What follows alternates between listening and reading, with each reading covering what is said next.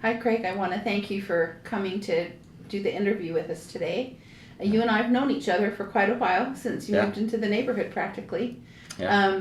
But why don't you introduce yourself to people who are watching this and may not know you? Yes, and thanks, Mayor, for the invitation. I really greatly appreciate it. So my name is Craig Whiting. I am married and have 6 children, 5 girls, and then a boy at the end. And currently live in Eagle Mountain. Been here almost 5 years, but I've been doing business out here for I would say almost 2 decades, because I've been in the real estate industry. So I've been watching Eagle Mountain grow from nearly its inception. I own Prime Real Estate Experts. It's a real estate brokerage, and we service the needs of real estate for people on the Wasatch Front, be it commercial or residential. And I've completed myself over 500 real estate transactions, which will be an important detail to answer some questions you may have later on in this conversation, giving me an interesting perspective about real estate and its use, land and its use in the Wasatch Front and Eagle Mountain in particular. So I've been self-employed for most of my career and love living here in Eagle Mountain. I grew up in Utah, grew up in Conwood Heights, lived in West Jordan for 15 years prior to moving here to Eagle Mountain. Awesome. Well, welcome. That's a little long time coming, I guess. Okay, so I'm going to ask you 3 questions. And the first question is, how important do you believe native open space and wildlife are to the residents of Eagle Mountain? And please explain why you believe this. It's a great question. So to properly answer that question, I need to provide a vision as to what I feel the city needs to be doing. But to understand my vision, you need to understand my background a bit. Okay. I mentioned briefly that I own Prime Real Estate Experts. I'm a real estate broker. I've completed over 500 transactions myself, and as a broker, I've had thousands of transactions go through my brokerage. The reason why this is important is I have gained an intimate knowledge and awareness of why people move and where they're moving, and the decisions that are critical to those people as they're making a purchase decision. And in Eagle Mountain, I've got great knowledge about why people are going there. And it's not news people are going to be happy to hear, but it's news people need to hear. And you'll see how the Wildlife Association fits into this, the Wildlife Alliance.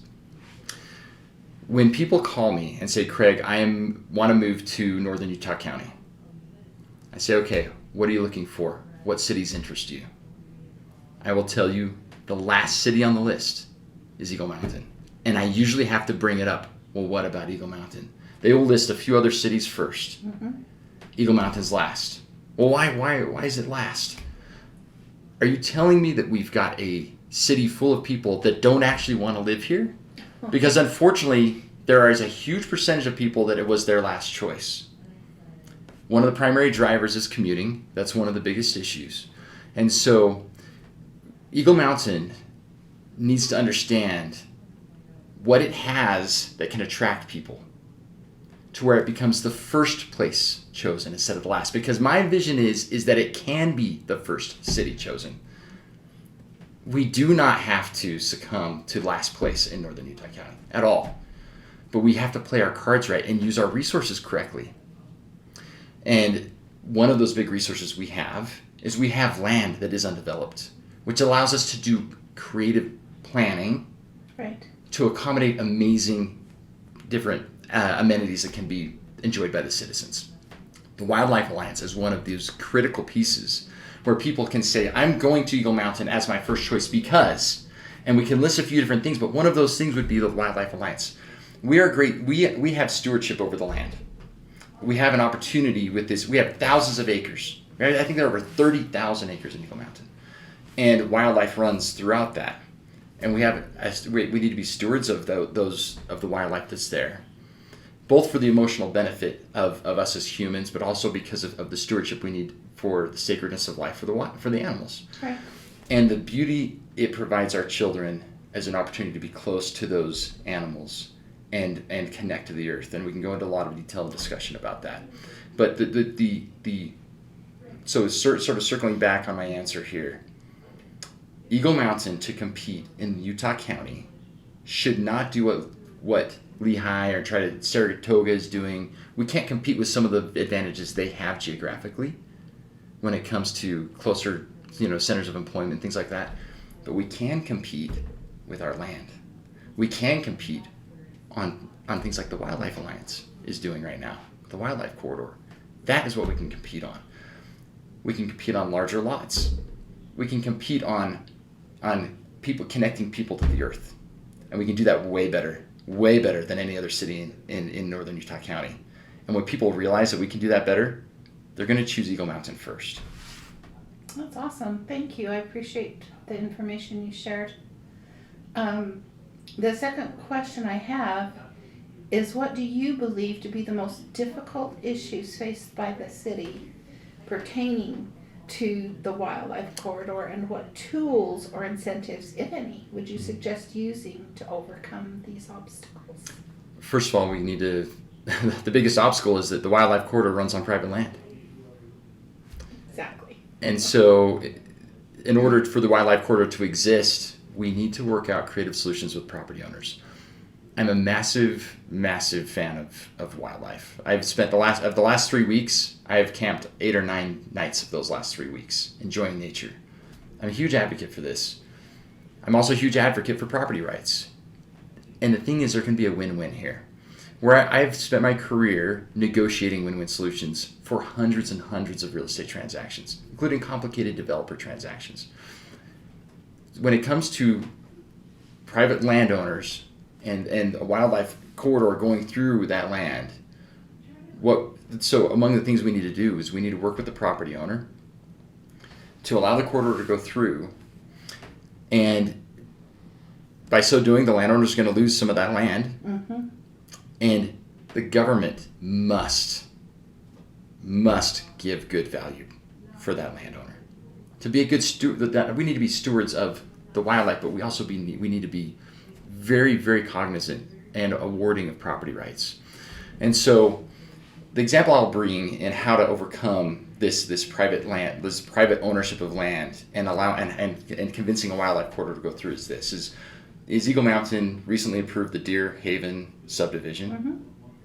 And in order for the city to arrive to that the approval, the city had to grant a number of variances.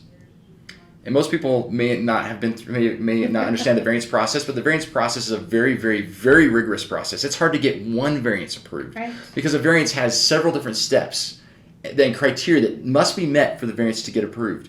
And not only was one variance on the table, but I think there were 3 or 4 variances, 5 variances that were up there. But the city did the right thing by granting those variances. It allowed the developer to create a development that otherwise could not have happened. Mm-hmm. In exchange, what the city got, and when I say the city, the public, is a wildlife corridor with a trail, an amenity we can all use. Yeah. How beautiful is that? So that's the kind of creativity that we need. The government needs to be more flexible in approving certain projects when a wildlife corridor is going to be part of that approval process. And that can be through something we call in real estate TDRs, transferable development rights. If that landowner owns land elsewhere in the city, it becomes a lot easier for creative solutions. Perhaps we maintain a low density area around where the corridor is, and then create a little bit higher density in other areas where that landowner may have land. If the landowner does not have land elsewhere and we're only dealing with one parcel the landowner has, then we do need to consider something like an increased density or other ways to allow that landowner to capture value from the land. Right. We need to respect that. And then at the same time, I think we can get that corridor put through as well.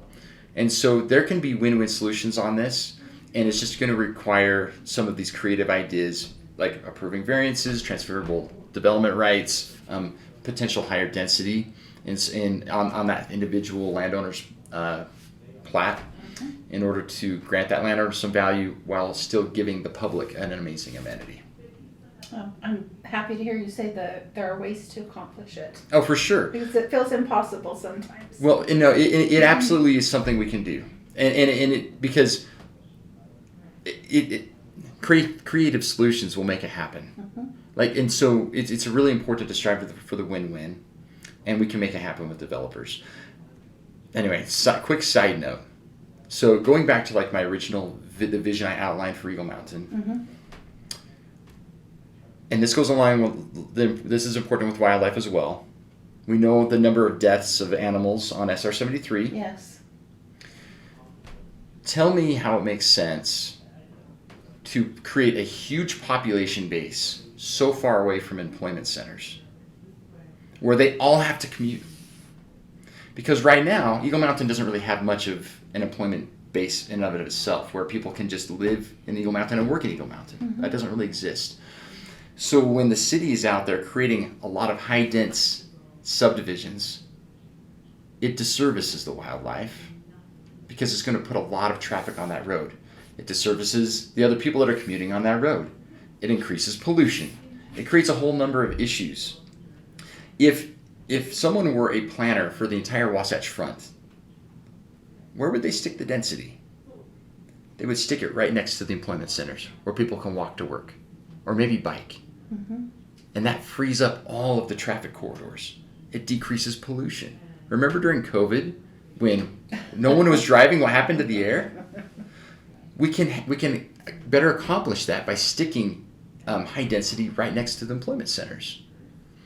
And it also saves wildlife because there's going to be less traffic in those those very sensitive areas where the wildlife need to cross. And so part of my vision, and this is part I would say is a non-negotiable vision for Eagle Mountain, is we need to currently work on a lower density city, especially while traffic corridors are not sufficient. Mm-hmm. And that will be something significant to help the wildlife. True. The last question I have is this. In your opinion, is Eagle Mountain City doing enough to preserve open spaces in the wildlife corridor? And if not, what else can the city and, importantly, the residents do? Okay, those are great. That's a great question.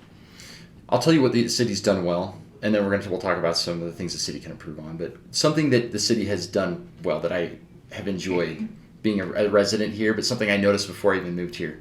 There are a lot of trails. There's a lot of places you can run and jog and push a stroller and ride a bike, and those trails connect through miles of the city. I've loved that. When the ranches was first made, and they put in a lot of trails that people can walk on. I love it. There's a trail going down Eagle Mountain, down Pony Express to go into the city center. And I, as a real estate agent, I was out showing homes on a Saturday morning many years ago and thinking, wow, people don't realize some of these cool things that Eagle Mountain has because they haven't been out here. But it was a Saturday morning. I saw joggers and bikers all over the city on safe pathways, enjoying a great place to run. So the city's done well with some of those interconnecting trails. Where the city has not done well is the city has not understood its primary competitive advantage, and that's land. Open space. They haven't understood that. They've tried to be dense like Saratoga or Lehigh or Harriman, places like that. That's not our competitive advantage. It never will be our competitive advantage because we cannot compete with short commute times that those other cities can afford. We cannot do that. And so what we do have is land to allow for larger lots, more animal rights, a wildlife corridor, a mountain biking, and other things like that. That's what we can compete on. But we haven't done well with that. As an example, you look at Upper Hidden Valley. What have we done with that? And the habitat that exists there, and what could have been approved there, but we've lost the opportunity to because of vested rights. Mm-hmm. Pole Canyon, you look at some of these subdivisions that you just think, what was the city thinking? What was the city thinking? And so, what can we do better? Well, we need better planning and vision. We need I think we need to reevaluate the general plan. And we need to reevaluate some city ordinances, and so that that's going to take a lot of work. There's a lot that's going to go in that needs to go into revamping the plan and the ordinances that will allow us the opportunity to have what I would say a city that has sustainability. I would challenge people to think about this. Look at the city of Bluffdale compared to the city of West Jordan. I lived in West Jordan. And I loved my experience there because I will love wherever I live. But I will say this, West Jordan is not, at least the neighborhoods I was in, 0.1 acre lots. People moved from there as soon as their economic opportunity afforded them so. Right. Job change, a raise, whatever it was, as soon as they got more money, they moved. What are we creating in Eagle Mountain right now? Are we creating that same thing? Whereas people get a little bit more money, they're gone, they're out. They won't move if we create a city that's more like Bluffdale. They won't have reason to move because they'll have something they can't get anywhere else. Right. And it'll be a very sustainable community, which promotes sustainable schools. It's all about connection. And the more people can remain connected, the stronger that community becomes. But connection can't happen when people are constantly moving and not wanting to be where they're at. Right. So maybe a long answer to your question, but I think the city needs to do much better, especially when it approves subdivisions in areas where it's very sensitive to wildlife and very sensitive to natural landscaping. It needs to be way better. The city hasn't done that. The city is sold out to developers, which benefits the developer and the landowner, but not the city, and not long-term sustainability, and not connection.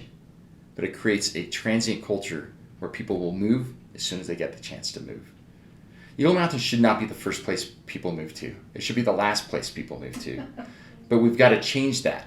And it's going to require vision and a voice that's going to be firm about that. Because I firmly believe we can be like Alpine. We can compete with Alpine. Mm-hmm. We can change people's perception of Eagle Mountain. But in order to do so, we need to preserve open space, use it correctly, continue to provide better trail systems and more land for each owner, like lot owner's lot. And by so doing, it's going to create that stable culture that we need to have a really strong society. I see what you're saying. Well, I want to tell you thank you very much for taking the time to come and talk with us and record this interview and to run for city council. I appreciate you. You're welcome, Mary. Thanks for the time. Mm-hmm.